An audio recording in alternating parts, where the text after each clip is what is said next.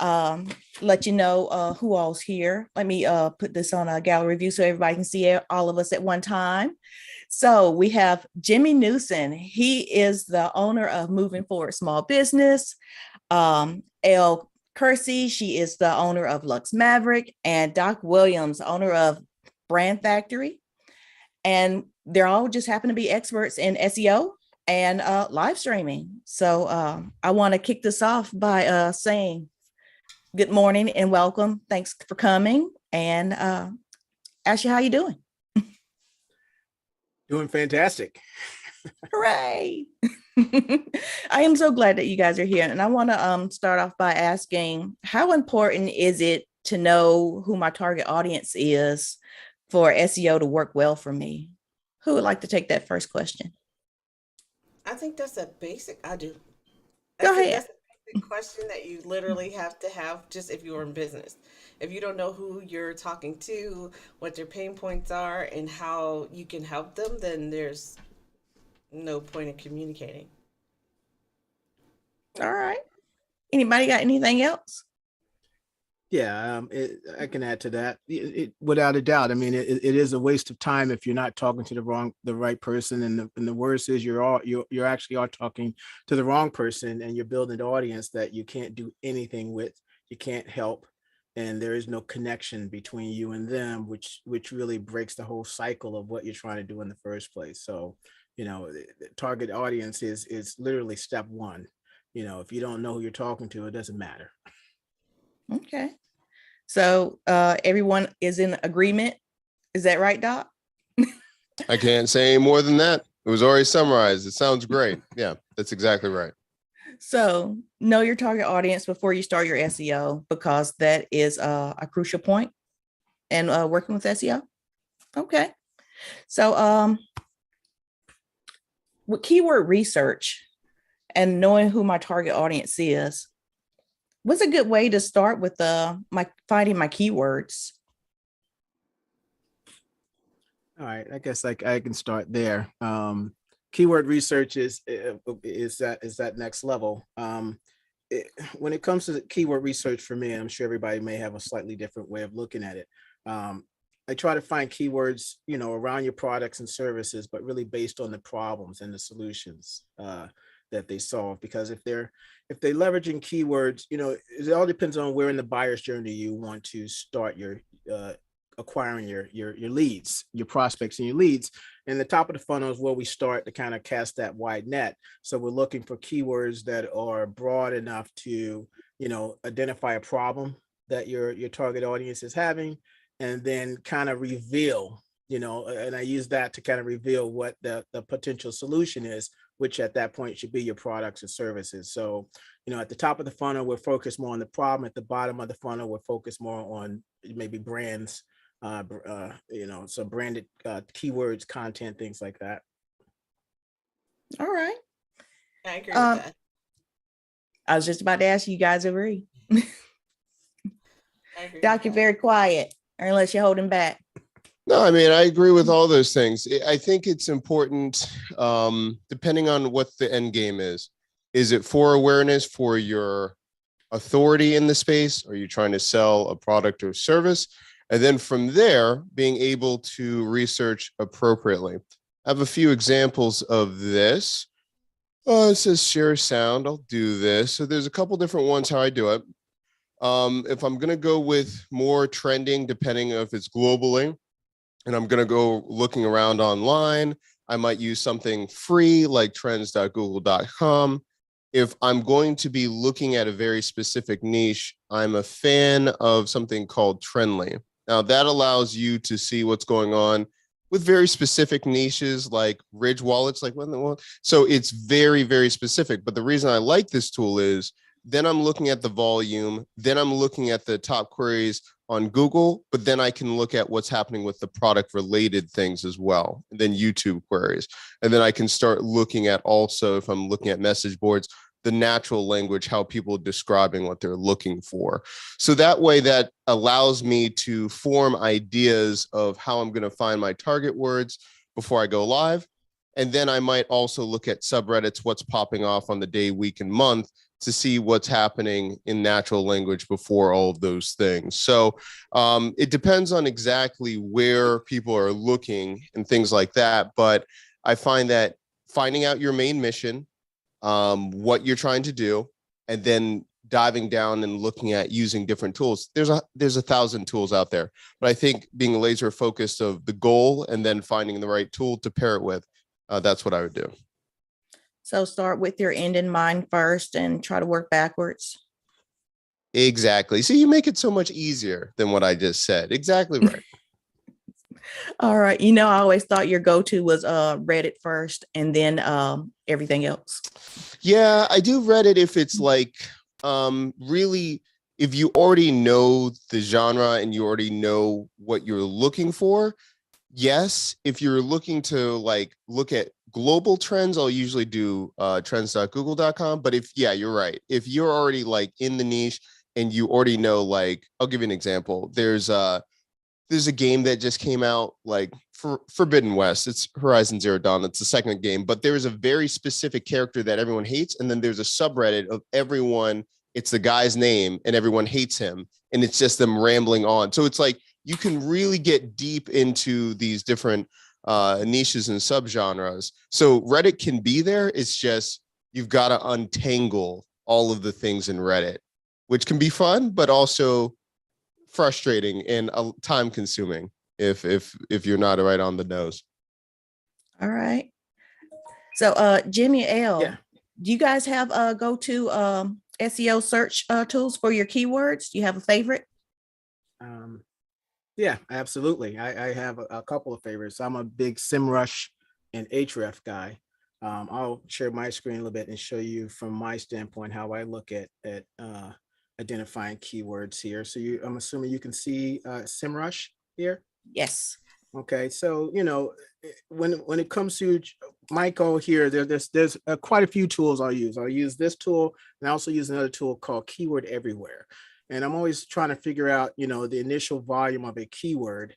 And then I want to start to find variations of that keyword and also questions and related keywords. So this kind of now starts to open up the prospect of what's available in regards to also finding trending topics. So if I put in the live streaming, I can see in the United States, I've got 48,000 hits a month. This is monthly. I can also see the difficulty of this keyword. And so depending on the strength of let's say my website, this will tell me how difficult or easy it can be to rank for this keyword based on the competition. I can also see globally. I can also see across multiple countries. So there's a lot of ways to start to understand this. And then you'll notice here, this keyword is listed as informational. There's 4 types of keywords that you can find. There's informational, there's navigational, commercial, and transactional. So understanding, and those kind of fit in that buyer's journey again, at the top, awareness, in the middle, decision, at the bottom, consideration. If I'm trying to create content around a specific topic, then I'm more interested in the questions. So I can see the questions that are being asked online. And I can also see the volume. So then this also helps me determine, how do I position this, if I'm trying to optimize a live stream, or if I'm trying to optimize any content, I'll use this to kind of really formulate the titles. So I know I'm not building a beautiful castle in the middle of the desert where no one can find it. So this is a great tool. But if you want to go free, you can always go with the Google's keyword planner as well. But this is one of my favorite tools because this is where I start even with my keyword research. The other aspect is, you mentioned that I did in a 6-part event that was really on competitive research. And that's another place to find great keywords, is by making sure you have the right competitors, because your competitors could be ranking for things that you're not, and now bring new keywords onto your radar. All right. That's good to know. Will I need a website for SEO to work for me? Do I need to put my videos on my website? Well, I definitely have an opinion on that. Anybody else? I think you do. And the reason why, can you get away without a website? Yeah, but why? The website is your foundation. If you don't have a foundation, I always say people build a lot of businesses on social media platforms. But at the end of the day, if they go MySpace on you, you've lost everything. And so you have to have a website, and I hear a lot of reasons why you shouldn't. And I'm like, okay, good for you. But I'll tell you what happened when the pandemic hit. Anybody that wasn't secure online was invisible. And then that just changed the whole game. And moving forward, you have to be digital and analog, or offline rather. That's my music terminology coming out. All right. Oh, Elle, I know you have a physical business and you have several online businesses. How have you used SEO to work for your business? I like organic SEO, so my thing is Amazon. I love to go to Amazon and read all the reviews that people who are interested in that topic are talking about, because all of my touch points are personal. So whether it's where I'm so sorry, whether it's trying to um, find what holes a business has when they're trying to level up, so it's more intimate. You're going to have to go in and look at multiple levels of things. So it's a combination of what both of them have said, as well as looking at just data, lots and lots of data of people actually talking about your product or your subject or whatever. And then and then being able to take, say you have a book on Amazon, you just go through and read all the reviews, and then you're going to find, I would say, perspectives, excuse me, of your topic that you've never thought of before. You're going to constantly have aha moments like, oh, why didn't I think about that? Why didn't I think about that? Because these are people who are actually in it. Because, like, I'm a solutions-based person. So being able to find how to match this person's problem with this solution, or creating a solution that's going to be viable, is how just like another little added thing that you can do with what they already said, because what they said is great. Bless you if you're sneezing. I'm so sorry. We live in a swamp, honey. I say that every time. South Carolina is actually a cypress garden. It's really not a swamp. Okay. Every time I say we live in a swamp, she said we live in a cypress garden. And I always say, it's fine, we live in a cypress garden, but a cypress garden is just another word for swamp. That's exactly what my husband says. Okay, so Elle, what I got from you is branding and positioning. Are you using SEO to start your brand or define your position in the market? Well, because for me, it's what I do mostly is like gird. Like my job in all of my businesses is to gird in some way. So whether it's to gird you to help you recover fully, or if it's to gird you to help you to figure out what you're missing in your business to be able to up level to, like, people are always like, I want to do six figures. I want to do six figures. Well, what if you're already doing six figures, but you can't figure out how to get to the next level? So there's just holes that you have, right, that you just have to fill. So I go in and I'm analyzing. I like my data. So I'm analyzing everything that's going on, and I'm looking at what people are saying about your competitors that they aren't saying about you, what they're saying, what negative things they're saying about their competitors, that you can kind of look at and figure out how can you kind of massage what you're doing so that you can be that solution, right? So every product solves more than one thing. And if you only look at one aspect of your product as a solution, then you're missing like a boatload of other people who you can help. So by taking the time by the time somebody comes to me, they are already doing well. It's not like they're just really starting, but they just can't figure out, the support that they need to move to the next level. All right. Sounds like you got the startings or the making of a workshop there, Elle. Oh, Lord. Well, all right. I'm going to move on to the next question. Should I add links to my live stream description? Yes. Okay. I was wondering if I did that, would my live stream description be more like a blog, or should it actually be like a blog post? I'll take that one. Yes. All right. I mean, the more, okay, so your description is your opportunity to take a person who knows maybe a very little to nothing about what you are offering in your stream. So if you don't give them enough data to say, okay, I'm going to take time out of my life to watch this, because and this perspective that you're really asking somebody to take is, please spend some time with me because I want to share something with you. And then their thing is, what is it in for me? So if you don't take the time to explain what's in it for them, then more than likely they won't show up. All right. Thanks, Al. Anybody And else want to add to that? yeah, and when you talk about putting links in description, I'm assuming, and you can let me know so I can answer it as well. Are these links, I guess, are to resources? Where are these links headed to? Yeah, resources. Yeah, I mean, at the end of the day, if you want to increase engagement, you definitely want to add things that are going to beef it up. Just like Elle said, you know, it, I had a bit of a problem when I was trying to wrap my head around optimizing a live video because it's live.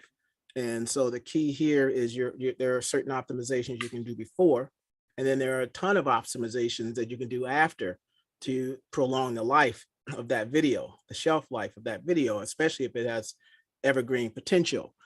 So, you definitely want to be able to add additional links. And this is, I think this is part of more of a complex structure where, you're embedding the as well as the video being on YouTube or Vimeo or Wistia or wherever you're having it, you have a really nice description. You've also uploaded the transcript because Google can't watch a video, but so it needs other signals to understand what the video is about.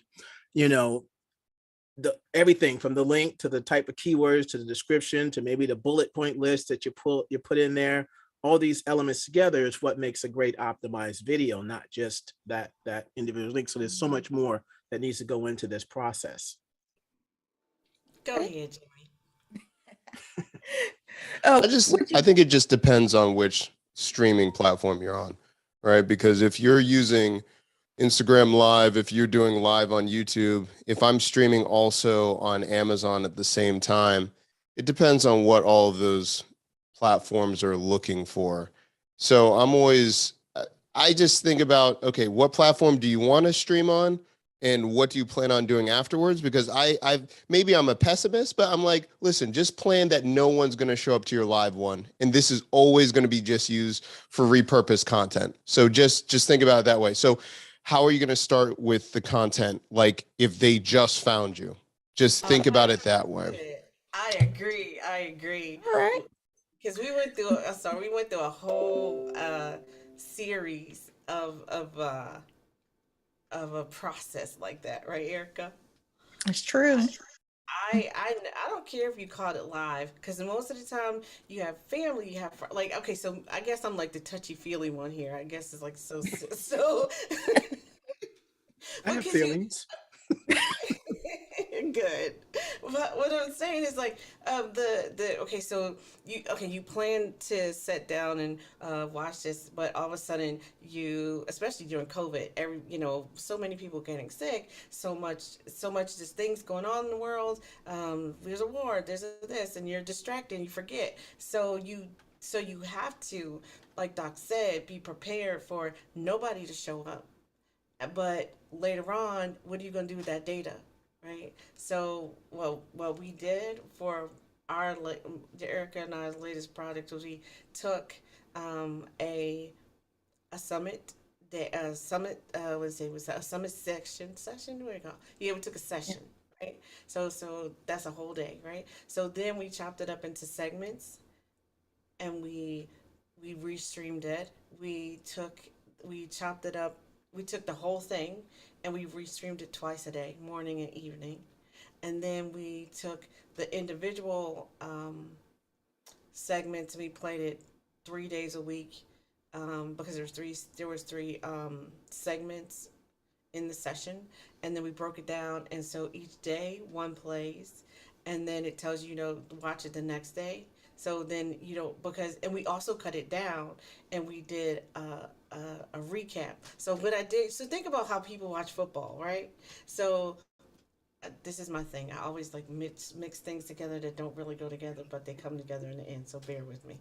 Okay, so we took the football. So there's think about football. You have all the pregame stuff. Ah, you have all the football game. Ah, then the after show is like, yeah, the highlights was this, that. So I was like, okay, so let's take that thing. We did that. We so what we did was the day after we invited a different podcaster from Urban Topic to come because it's just Eric and I. So we have way too much estrogen. So we needed somebody with some testosterone and who actually understands this whole play football thing, right? So we took because we were newsjacking. And just for if you don't know what newsjacking is when you take a popular thing that's happening in the news and you like have a event around that topic, right? Just for the people watching. Okay, so we newsjacked it. And so we had so he came on and he was explaining all the stuff about football while me and Erica were talking about all the touchy feely parts, right? And so then so we had three different segments like I said before, and we took two questions from each segment and we all made a comment about that. Then we edited the video into a whole nother thing, so that plays every day. So you can, instead of the 4 hours of the whole summit, you can watch 1 hour of the overview. And if you want to see more, we always say you can go watch the whole thing, or you can watch that specific segment. So we're giving people lots of options from the same data. Yeah.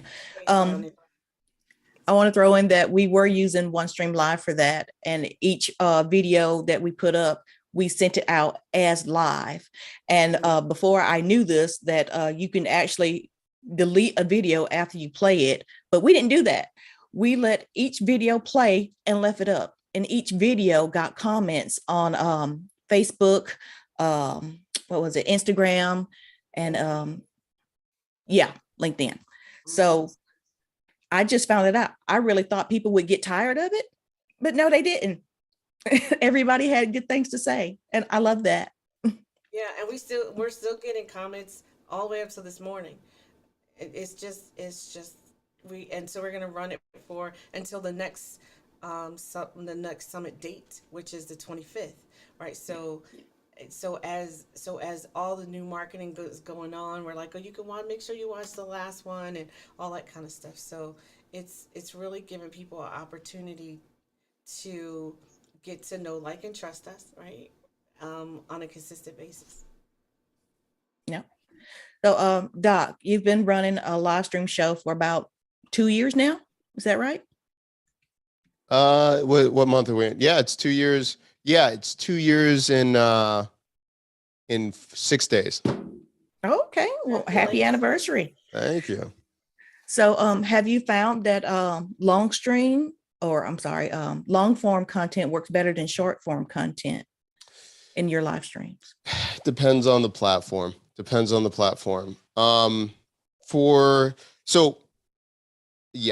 the thing is, I'm streaming on multiple platforms, about 9 to 10 at the same time, but for different reasons. So for long form on Facebook, I'm just using it because it's already doing my basic transcriptions before I chop it up using repurpose. So I'm just streaming to Facebook for that. So the simple answer is, it depends. For YouTube is trying to do so many things on their platform. They're not rewarding live streams as much unless you're using it a certain way. So I'm always like, what are you using it for? I have seen that live streaming in long form has worked to get clients because people have seen that I show from start to finish. You do not need to pay me, but it also brings up the authority and brings up that what I'm saying can be done. And I know what I'm talking about, and it's not clickbait. So when that happens, once they watch the whole thing, if it's a good fit, then they contact me and then I get consulting work from there. And it's better. I find the conversion of great clients usually are from long form because they can see my personality and it's a better fit versus usually when they see the more listicles and quippy kind of things, it's better for my click-through rate, average view percentage view, whatever. The point is, then they're like, hey, I saw that, let's work together. And then I've got to go through a full filtering if they're a great client for me to work with. So I think on the point of, does it help the channel? Yeah. For me personally, but again, that ecosystem, if we're talking about YouTube, depends on the platform and live streaming. I have found that it doesn't do that well because YouTube is trying to do so many other things. Now, if you're a gamer, if you're a very specific niche, I have seen it work well in live streaming on YouTube, but it really depends on the niche. And if I'm doing anything on LinkedIn, any video on LinkedIn, LinkedIn's just starving for anything. So if you're live streaming, doing anything, I see that. I mean, people are engaging with that stuff like months later. I'm like, nobody making content over here like that. So yeah, it just depends on the platform. Hopefully that answers the question. I think so. I've seen you host a lot of events, and some events were on YouTube, and you have these announcements that come out, and they're like a week before your stream. How does that work? Because I usually put out announcements maybe about an hour before, but for this, I put it out a day before. Yeah, I did get some interactions. So with YouTube, it's using all of the different features to, Jimmy was talking about signaling and having all of those things. That's what you got to do with YouTube.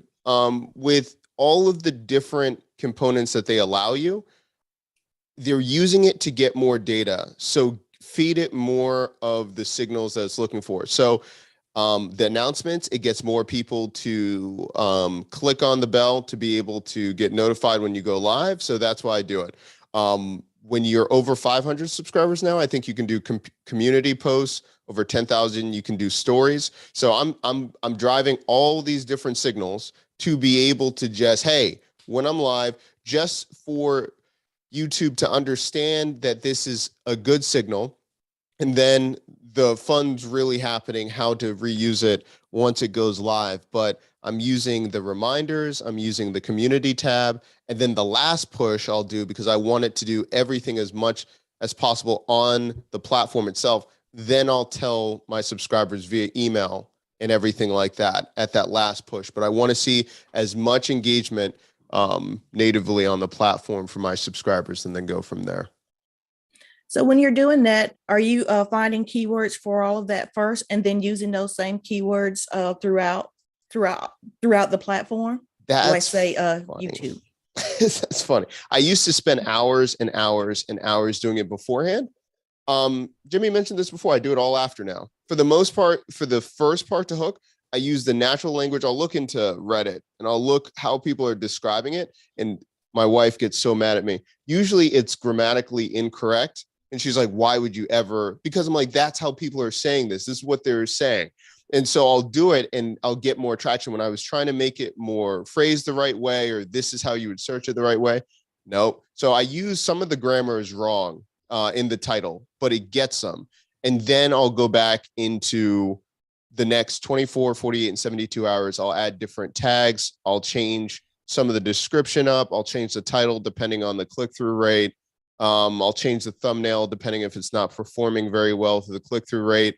And then that's when I'm experimenting. And then if something happens on the world stage where it's more like something's impertinence happening, then I'll change it again based on the tags or based on the title as well. Okay. I have a comment from Eva Thompson here. I think setting event announcements in advance is better. I have noticed Facebook and YouTube both send at least 2 notifications to subscribers that you are about to go live. Yeah. We'll just say one thing. Yes, that's true. They only give you a percentage of your total subscriber base, right? So a lot of times, remember, even though they are subscribed and they're going to be turning on the bell for all notifications or whatever they're going to do, Google, well, because they're owned by Google, but they're going to be making sure that it's a good experience for that sample size that gets alerts and them engaging, then it will expand. So it's never going to be your full subscriber base, but yes, it will give a percentage to get you there. All right. I want to ask Jimmy about a strategy he had told me about events and blog posts. Can you tell us about that, Jimmy, please? Absolutely. And like I said, this is again where you have all these touch points going on. I work with a lot of brands, and if we're doing events, part of what I like to do to help build up the SEO, because SEO is really about discovery. It's not about the ones that already know you, it's about the ones who don't but still have a problem, and that's what they're searching on. So if I'm doing a topic, I'm doing a talk this week at the end of the week with a partner, and it's around content marketing, and the buyer's journey. So an inbound methodology structure we're using. So I said, well, let me write a blog post as well for you, and they're like, huh? And I'm like, yes, because we're going to place the blog post on the article now, because that can start to generate traffic. I want the call to action to be the event. So this is kind of that pre-work you're doing before the event happens. Now the video can have a place to live. The blog post itself can be leveraged to engage an existing audience, as well as depending on the level of authority your website has for SEO, could possibly rank. And if you want it to rank even better, then record another video at the top of that page that's kind of more of a bullet point of the things you're going to learn. And you add that as well. Now you've got all these elements working together even before the video, even before the content is live. And then that blog post, I think we did that 2 weeks before. That blog post has the ability to possibly rank, again, based on the strength of your website. Then two, during the process, and then of course after. So there's so many different ways to gather this information. And if your video now is in on demand mode, that blog post still can work for you. So I look at SEO and video is only a part of the big picture of your overall SEO strategy. Okay, I like that. You guys out there watching, let me tell y'all, if y'all not taking notes, y'all crazy, because this is so fire. Yeah, This I mean, is absolutely fire. I'm like, oh my God. I'm like, I'm sitting here like, I did take some notes just so y'all know, but I'm just like, this is fire. I'm gonna be like rewatching this like many times, because I'm like, yes. I love doing stuff like this, because this is where the rubber meets the road, right? This is where, if you are wanting to really up your game, you want to take your live stream to the work, to your audience in a way that is powerful and effective. If you just use this content you got today, you gonna be on. Well, I think, and that's really what we have to look at. It's the long-term game here. And I'm picking up clients now from content I produced 6 months, a year ago. And that's what people have to realize, that there's no instant gratification, especially for SEO. Whenever I hear someone go, hey, can you do some SEO so I get some traffic? Immediately I cringe and I want to go in a corner, because I'm going, there's a lot of things that have to already be going right for this to work, even remotely well.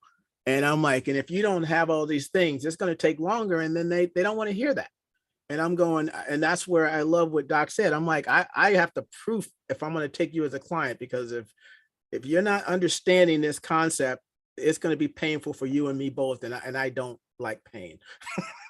I am allergic to it. So we need to come to an understanding and agreement and understand really what SEO is. It is absolutely worth every penny. And people say SEO is free. Nothing's free. That is either it's going to be your money or your sweat. So which one is it going to be? But it's not free traffic. You're going to have to pay. Absolutely. I fully agree with that, because I think that it's so amazing that you said that, right? Because we are all in a moment, right, where everybody's like, we gotta hurry up. Everything has to happen right now. Sweetie, look, nothing's good. If you weren't planning this forever ago, let's say, you don't have any conversation ready.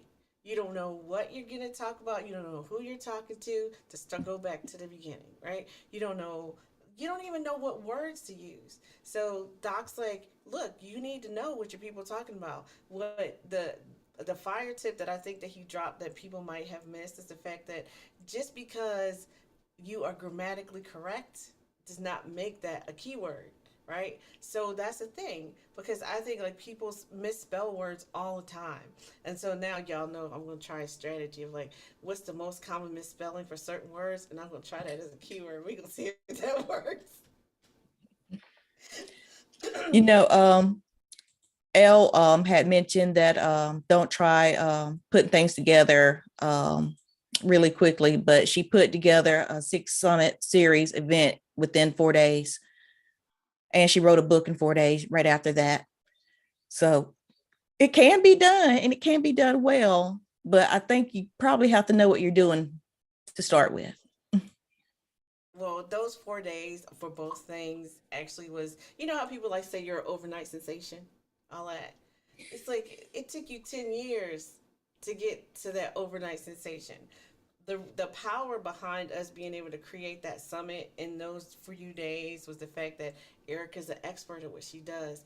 I'm an expert at what I do. The fact that we already know like all the hurdles and things that we help other people get through, it makes that it collapses the time, right? So I know if Erica asks me for something, guess what? I need to get it right now, because the longer it takes me to get that thing, the longer it takes for us to be able to get a product out. So if you are working with somebody and you want them to help you with your live stream, then you have to be ready and to pay attention and know all the different elements that you need. I'm a graphic designer. I also am a platform specialist. So therefore, I knew when she said, okay, we need to make a background. I'm like, okay, so what size? Excuse me, what DPI? What does it need to say? How you want it to feel? You know, so those are the kind of things that I already know that we have to do. So these are tips, right, that you have to know when you want to be able to create something effectively. You need to know your tools. You need to know what you need. If you aren't a graphic designer, you have to find a graphic designer that is not so busy that they can't take what you need. You know, there's a lot of things. So it's not fair to say. That's why I keep, I always say don't try to do it quickly, but we could, right? Just because, right? And then the book, the same way. I mean, I've been doing what I do for 14 years. So that's how I was able to pull that rabbit out of a hat and get it to the editor. So that sounds like you're making this workshop then, what Erica wants, right? Give me That's what what I I'm hearing. want. And we want to see it by Friday, Ooh, because that's 3 days. Challenge. You know, Doc is also very good at finding right fit clients. He helped me put together a process of going through what it takes to find a good fit client, asking them questions and then giving them assignments and see if they can follow through and then say yes or no, I want to work with you. Like, Doc is brilliant. I hope that wasn't a secret, Doc, but it's brilliant. No, it's not. So thank you. All right. So I want to let people know that right now on OneStream Live's blog is a post about video and SEO. Hopefully you will find some more useful tips about how to use SEO while live streaming or pre-video recordings of how we used it here. Like if you go to if you're logging into OneStream Live right now, there's a title and then there's a description. And Doc says you want to start with the end first. So what do you want your outcome to be? That keyword should be in your title. That keyword should also be in your description. And if you have links to blog posts like Jimmy was telling us about, put that in there too. Just have it all add up. Yeah. So oh, hooray. So does anyone have anything else to say about live streaming or SEO or being found on the internet?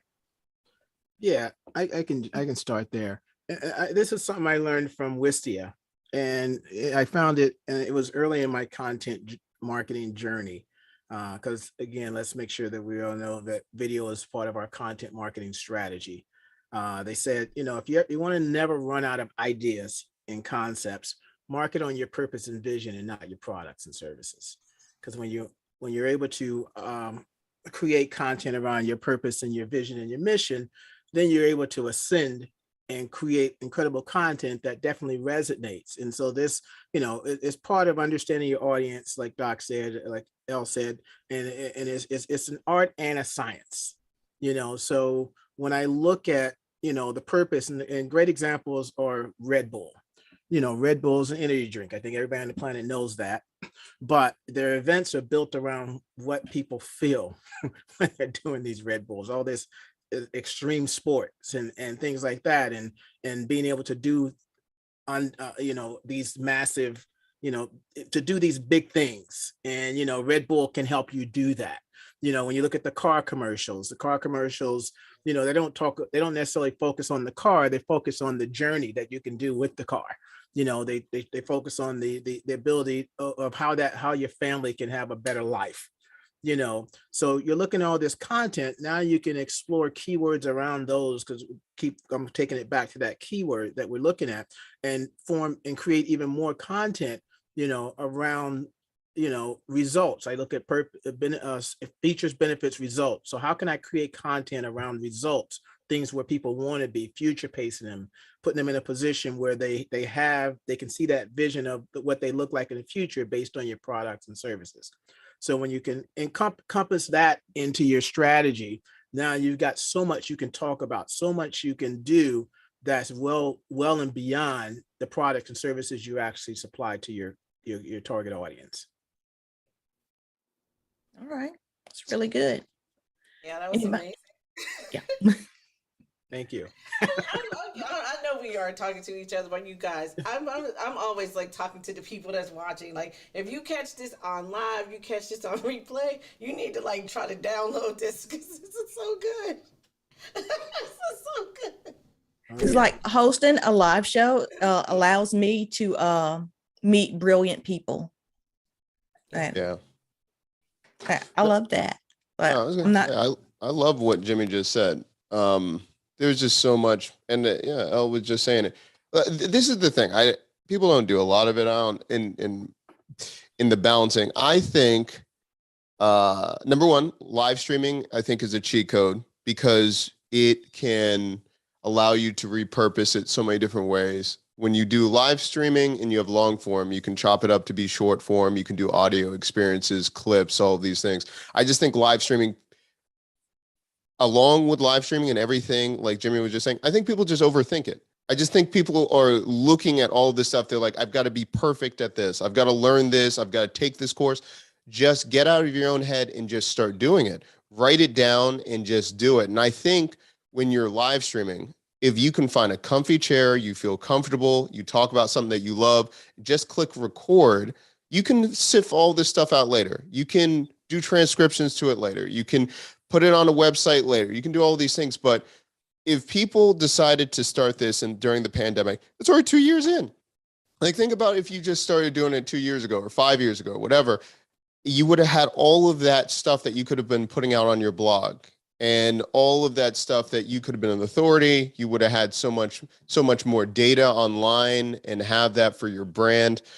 I think experimenting or figuring out how to be discovered or be famous or do whatever, I think it's consistency.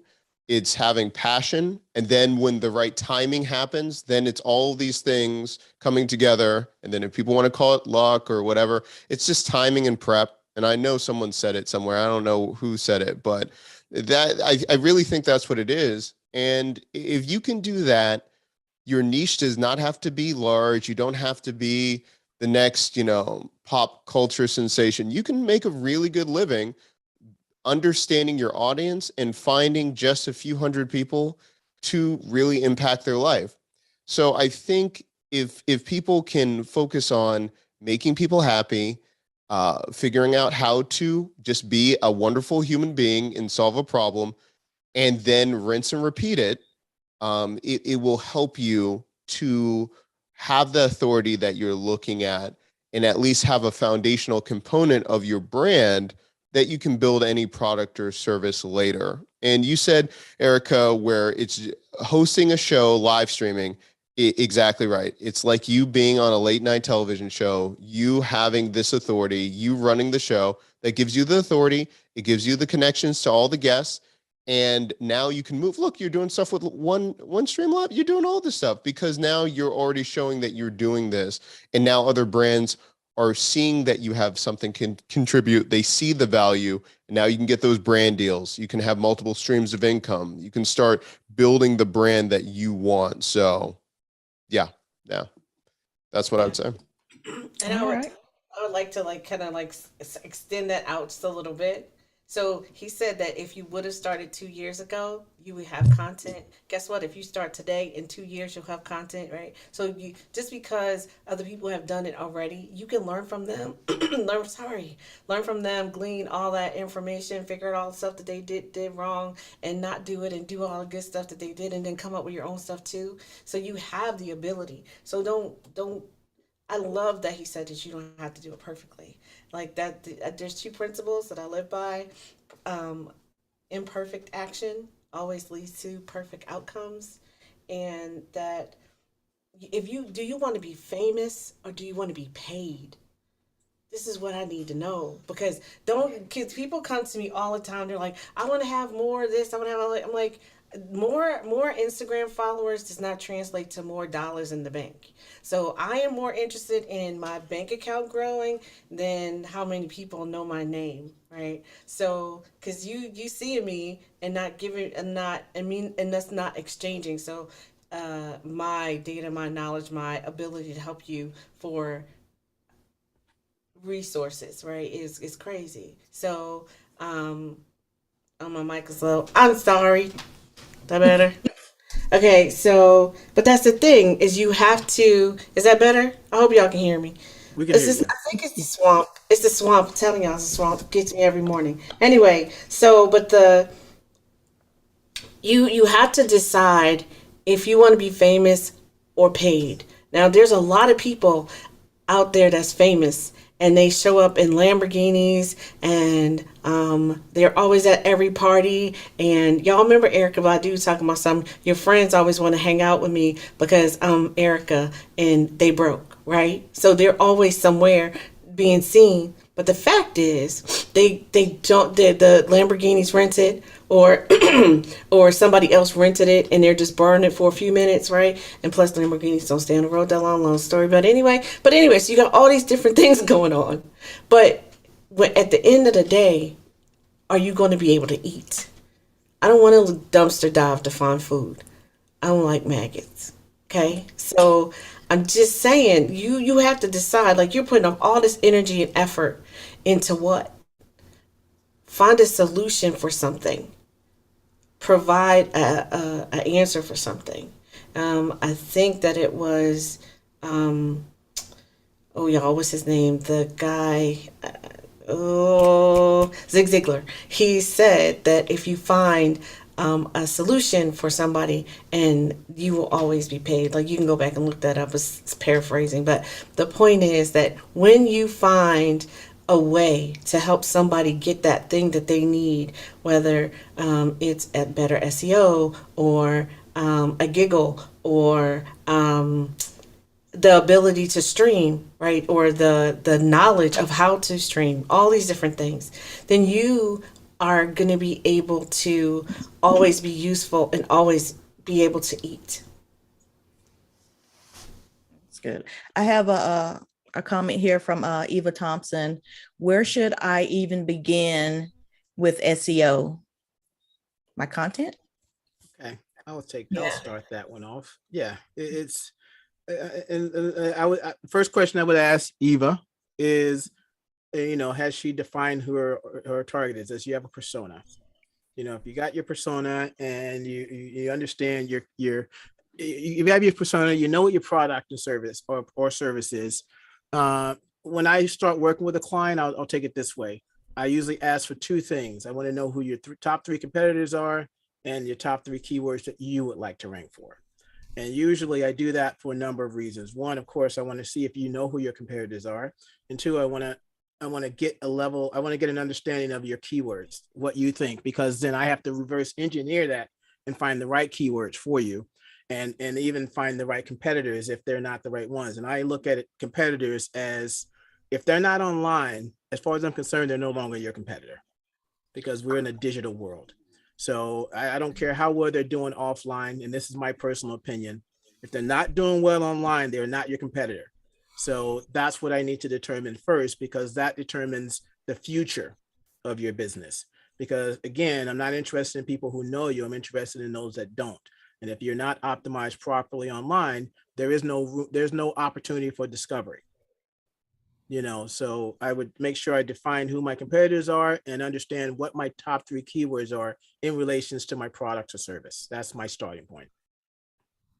All right. Doc, you have anything to add? I mean, no, that was brilliant. I mean, that's the thing. I just do what Jimmy just said to do. Rinse and repeat. All right.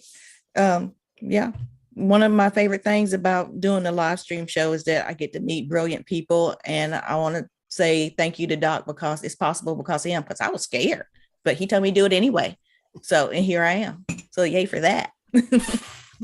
So I do want to share my screen and show the blog post that I was mentioning earlier with OneStream Live. Optimize your live stream with live video. It's up right now. It's got a lot of good information written by Saba. She writes a lot of good articles for OneStream Live, and she's a good person to reach out to on LinkedIn to connect with. But I just wanted to say thank you to our guest panel here, Doc Williams, Jimmy Newsom, Elle Kersey. Thank you guys for being brilliant and being willing to share your information with us. Thank you all. We have to pay it back or pay it forward. Yeah. And thank you for having us. Erica, you did a great job. You're just killing it. But I see you all the time on LinkedIn. So keep doing great with your live streams. It's excellent. And again, thank you so much for having me. All right. I concur with both of them. All right. Well, thank you all. And bye for now.